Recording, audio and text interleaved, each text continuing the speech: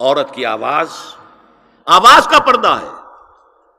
اب دیکھیے کس حد تک نماز میں اس وقت عورتیں بھی شریک ہوتی تھیں، اگرچہ حضور نے فرمایا مردوں کی صف بہترین سب سے آگے والی ہے اور سب سے بری صف سب سے پیچھے ہے، کیونکہ اس کے پیچھے پھر عورتوں کی صف ہوتی تھی، اور عورتوں کے لیے سب سے اچھی صف سب سے پچھلی والی ہے اور سب سے بری سب سے آگے والی ہے۔ سب سے آگے والوں کے سامنے پھر مرد ہوتے تھے، ان کی پشت ہوتی تھی۔ تو اسی طریقے سے اگر غلطی کی ہے تو مرد جو ہے کہے گا سبحان اللہ، امام سے غلطی ہو گئی ہے، مرد کیا کہے گا؟ سبحان اللہ۔ عورت کیا کرے گی؟ اپنے ایک ہاتھ کے پشت پر اپنا ہاتھ مارے گی، اپنی آواز نہیں نکالنی، آواز کا پردہ۔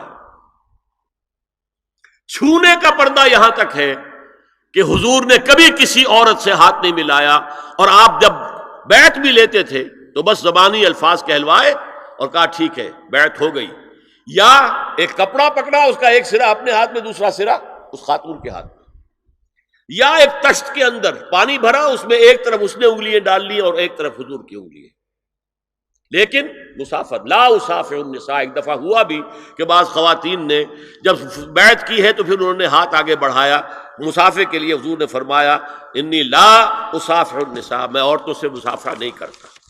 اسلام میں پردے کتنے ہوئے؟ پہلا پردہ 4 دیواری، گھروں میں رہو، یہ پہلا پردہ ہے۔ جیسے ڈیفنس لائنز ہوتی ہے نا فوج کی، یہ فرسٹ ڈیفنس لائن، سیکنڈ ہے، تھرڈ ہے، پہلی کو عبور کر کے کوئی آ جائے تو سیکنڈ ہے، سیکنڈ سے گزرے تو پہلا پردہ 4 دیواری، اس میں محرم آئے گا۔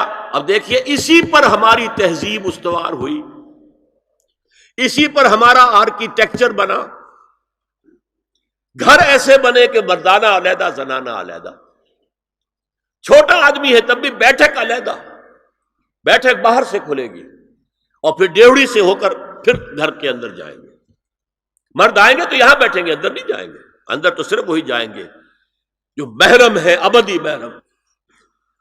دوسرا پردہ ستر، گھر کے اندر جو محرم آ گئے ہیں ان کے سامنے چہرہ تو کھلے گا، باقی جسم کا کوئی حصہ بھائی بہن کا نہیں دیکھ سکتا، اور باپ بیٹی کا نہیں دیکھ سکتا، بیٹا ماں کا نہیں دیکھ سکتا۔ یہ ستر،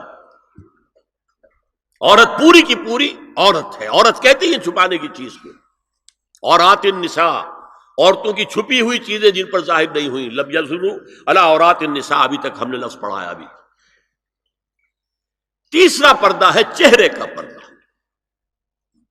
یہ ہے غیر محرموں سے، اور جب کہ گھر سے باہر نکلنا ہو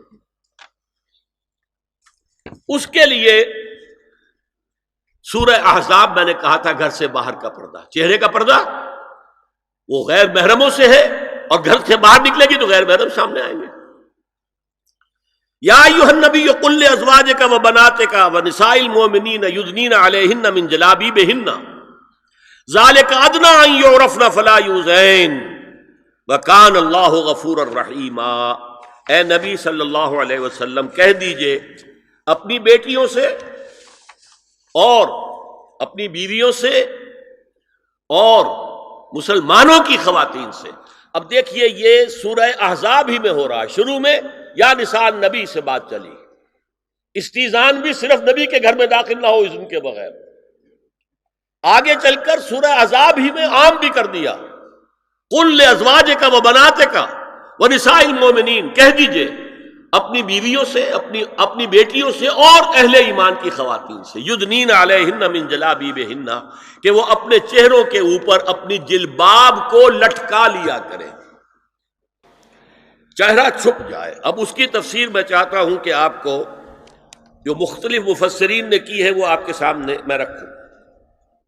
حضرت عبداللہ ابن عباس نے اس آیت کی جو وضاحت فرمائی ہے اسے حافظ ابن کثیر نے اپنی تفسیر میں اس طرح نقل کیا ہے، اللہ نے مسلمان عورتوں کو حکم دیا ہے کہ جب وہ کسی کام کے لیے گھروں سے نکلیں تو اپنی چادروں کے پلو اوپر سے ڈال کر اپنا منہ چھپا لیں اور صرف ایک آنکھ کھلی رکھیں،